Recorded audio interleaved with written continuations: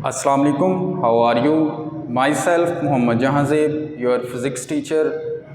आज के लेक्चर में बच्चों हम डिस्कस करेंगे डिटर्मिनेशन ऑफ फोर्स।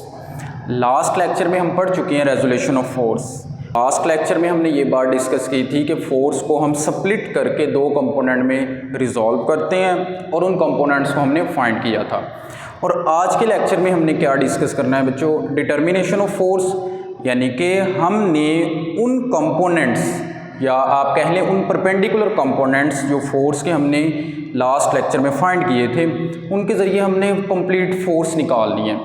तो उस फोर्स को फाइंड करेंगे हम आज के लेक्चर में। तो देखें आप, सबसे पहले तो हमारे पास डिटर्मिनेशन ऑफ फोर्स में डायग्राम हम ड्रा कर रहे हैं। सेम वैसी ही है डायग्राम जैसी हमने उसमें ड्रा की थी रेजोल्यूशन ऑफ फोर्स में। आप देखें हमारे पास ये एक वेक्टर है, इसको हम फोर्स कह रहे हैं, ये एफ फोर्स है। इसके दो कंपोनेंट हमने रिजॉल्व किए थे। वो दो कंपोनेंट हमारे पास थे, एक तो ये वाला जिसको हमने एफ वाई कहा था, ये वाई एक्सिस के परपेंडिकुलर है, और दूसरा हमारे पास था ये कंपोनेंट जिसको हमने एफ एक्स कहा था, ओ ए बी, इनको हमने नाम दे लिए। ठीक हो गया। मतलब डायग्राम सेम वैसी ही है जैसे हमने लास्ट वाले लेक्चर में रेजोल्यूशन ऑफ फोर्स में ड्रा की थी। और यहाँ पर एंगल हमारे पास थीटा है। हमने इस लेक्चर के अंदर पहली बात तो हमें कैलकुलेशन किस चीज़ की करनी है? तो कैलकुलेशन हमें करनी है, एक तो एफ फोर्स निकालनी है हमने, और दूसरा हमने एंगल थीटा फाइंड करना है। तो इसको हम कैसे फाइंड करेंगे वो चीज़ हम देखते हैं। अब देखें हमारे पास सबसे पहले तो हम यहाँ पर इसको फाइंड करने के लिए क्या यूज़ करेंगे? Pythagoras theorem.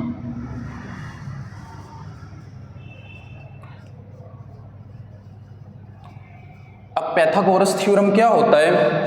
आप लोगों ने मैथ में पढ़ा हुआ है बच्चों। मैथ के अंदर पाइथागोरस थ्योरम हमेशा राइट एंगल ट्राइंगल पर ही हम लगा सकते हैं।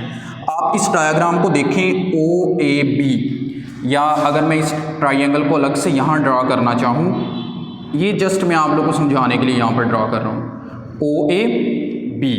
ठीक हो गया। अब ये वाली वैल्यू हमारे पास एफ एक्स है, ये एफ वाई है एंड ये एफ है। ये एंगल हमारे पास 90 बन रहा है, ये एंगल थीटा है, ये एंगल 90। अब राइट एंगल ट्राइंगल पर ही पाइथागोरस थ्योरम हम लगा सकते हैं। राइट एंगल ट्राइंगल किसको कहते हैं? जिसका एक एंगल 90 का हो। हमें नज़र आ रहा है यहाँ पर इसका एक एंगल 90 का है, तो इसलिए ये राइट एंगल ट्राइंगल है, इस पर हम पाइथागोरस थ्योरम लगा सकते हैं। अब पाइथागोरस थ्योरम का अगर हम फार्मूला लिखना चाहें तो वो था हमारे पास hypotenuse square equals to base square plus perpendicular square. ये हमारे पास उसका फॉर्मूला है पाइथागोरस थ्योरम का। जब हम इस ट्राइंगल पर, या आप कह लें इस ट्राइंगल पर हम लगाएंगे, तो हमें पता है ये वाली साइड, इसको हम क्या कहेंगे? ये हाइपोटेन्यूस है, ये साइड परपेंडिकुलर है एंड ये साइड बेस है। यानी कि अगर मैं इनको लिखना चाहूँ, हाइपोटेन्यूस की वैल्यू हमारे पास क्या है? ओ ए, एंड परपेंडिकुलर हमारे पास क्या है? बी ए, एंड बेस क्या है हमारे पास? ओ बी। ये हमारे पास तीनों साइड्स को हमने राइट कर लिया। ये लाजमी नहीं है आप राइट करेंगे, ये जस्ट मैंने समझाने के लिए अलग से राइट कर दिया। आप डायरेक्ट यहाँ भी वैल्यू लगा सकते हैं इसकी। देखें अगर हम हाइपोटेन्यूस की वैल्यू पुट करेंगे तो वो है O A square equals to base क्या है हमारे पास? बेस को देखें आप, O B square plus perpendicular क्या है हमारे पास? बी ए स्क्वायर। तो अब यहाँ हमने इसकी वैल्यूज़ पुट करनी है। अब इन तीनों की वैल्यूज़ अगर हम लगाएं तो देखें हाइपोटेन्यूस किसका इक्वल है? Force F. तो इसकी जगह क्या आ जाएगा हमारे पास? एफ फोर्स इसका square equals to O B, हमारे पास बेस क्या है? एफ एक्स, इसका स्क्वायर प्लस बी ए क्या है हमारे पास? एफ वाई, इसका स्क्वायर। ये तो हमारे पास आ गई, इनकी वैल्यूज पुट की है। हम यहाँ पर फाइंड क्या कर रहे हैं? डिटरमाइन कर रहे हैं फोर्स को, यानी कि हम इसमें फोर्स को कैलकुलेट कर रहे हैं। तो फोर्स को कैलकुलेट करना है तो यहाँ पर फोर्स का स्क्वायर आ रहा है, तो दोनों तरफ से हम क्या करेंगे? Taking square root on both sides, हम दोनों तरफ से स्क्वायर रूट ले लेंगे।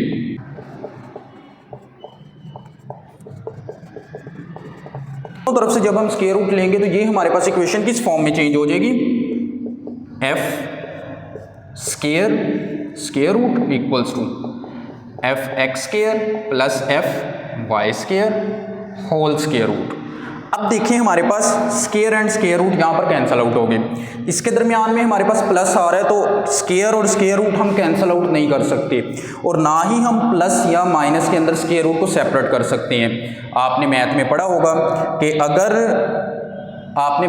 होगा कि अगर मल्टीप्लिकेशन या डिवीजन हो तो हम स्क्वायर रूट सेपरेट कर सकते हैं, प्लस और माइनस, सम और सब्ट्रैक्शन के अंदर हम स्क्वायर रूट सेपरेट नहीं कर सकते।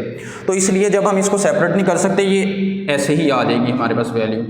एफ फोर्स इसकी मैग्नीट्यूड है, तो ये मैग्नीट्यूड हमारे पास, ये इसका सिंबल है, equals to F X square plus F Y square whole square root. ये हमारे पास जो फार्मूला आया है इसका फोर्स का, ये फार्मूला किस लिए यूज़ किया जाता है, ये मैग्नीट्यूड का सिंबल है हमारे पास, मतलब हमने ये पाइथागोरस थ्योरम यूज़ करके क्या चीज़ फाइंड की है, मैग्नीट्यूड ऑफ फोर्स, फोर्स की मैग्नीट्यूड फाइंड की है, मैग्नीट्यूड ऑफ फोर्स। अब एक और बात, हमें नेक्स्ट क्या चीज़ इसमें कैलकुलेट करनी है, हमने ये थीटा, ये एंगल निकालना है। इस एंगल को निकालने के लिए हम क्या यूज़ करेंगे, ट्रिग्नोमेट्रिक रेशियोज, वो हमने लास्ट लेक्चर में डिस्कस की थी, कॉस साइन टेन, तो यहाँ हम टेन थीटा यूज़ करेंगे।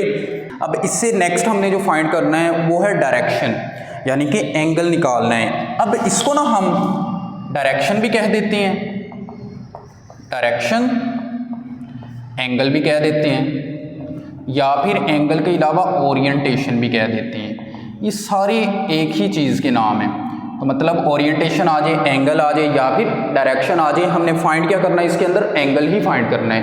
तो एंगल फाइंड करने के लिए हम यहाँ पर क्या करेंगे, टेन थीटा यूज़ करेंगे। अब जब हम यहाँ पर टेन थीटा यूज़ करेंगे, टेन थीटा हमने वैल्यू पढ़ी थी किसके इक्वल होता है, परपेंडिकुलर ओवर बेस।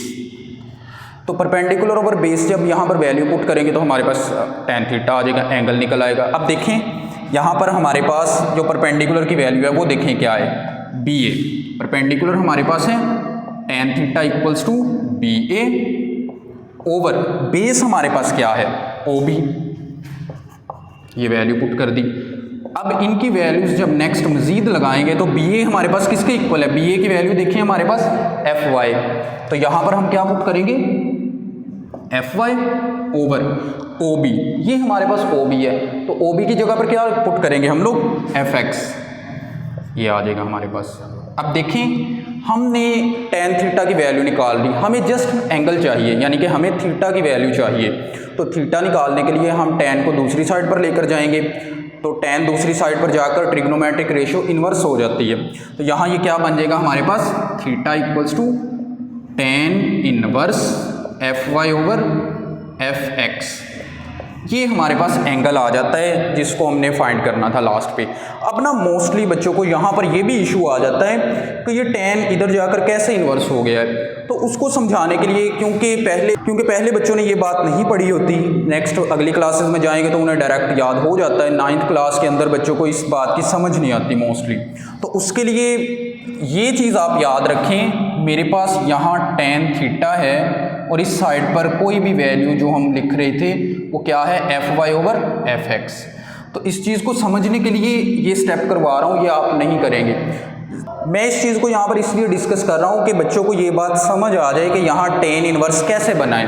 तो बच्चों यहाँ देखें, टेन थीटा, टेन उधर जाकर क्या हो जाएगा, थीटा निकालना है, टेन उधर जाके ओवर में आ गया हमारे पास F Y over F X. अब यहाँ इसकी पावर कितनी है, 1, पावर ऊपर जाएगी तो हमारे पास क्या बन जाएगी, -1, तो F Y over F X. इस चीज़ को इस मीनिंग में आप याद रख सकते हैं, ठीक हो गया। अच्छा अब देखें यहाँ से ना, ये लाजमी बात नहीं है कि आप लोगों को ये भी न्यूमेरिकल में हमने यूज़ करना है फार्मूला, आप लोगों को लाजमी बात नहीं है कि इसी फॉर्म में ही याद होना चाहिए। एफ वाई हमारे पास क्या है, vertical component, over F x क्या है, हॉरिजॉन्टल कंपोनेंट। आप इसको इस फॉर्म में याद रख सकते हैं कि हमारे पास थीटा किसके इक्वल आएगा, टेन इनवर्स वाई कंपोनेंट या फिर vertical component over x component, यानी कि हॉरिजॉन्टल कंपोनेंट। सेम इसी तरह हम यहाँ पर भी जब यूज़ करेंगे तो यहाँ भी हमारे पास फोर्स की मैग्नीट्यूड कैसे आएगी, हॉरिजेंटल कंपोनेंट का स्क्वायर प्लस वर्टिकल कंपोनेंट का स्क्वायर और होल का स्क्वायर रूट। इस फॉर्म में आप लोगों ने ये फार्मूले याद रखने हैं। ये दोनों फार्मूले हमने इसलिए ड्राइव किए हैं, इन दोनों फार्मूलों के ज़रिए हम फोर्स को निकाल सकते हैं, फोर्स की मैग्नीट्यूड फाइंड कर सकते हैं और जो फोर्स एक्स एक्सिस के साथ पॉजिटिव एक्स एक्सिस के साथ एंगल बना रही है वो एंगल भी हम फाइंड कर सकते हैं। ये था हमारा आज का लेक्चर। उम्मीद है इस टॉपिक की आपको अच्छे से समझ आई होगी। अपना ख्याल रखिएगा, दुआओं में याद रखिएगा। अल्लाह हाफिज़।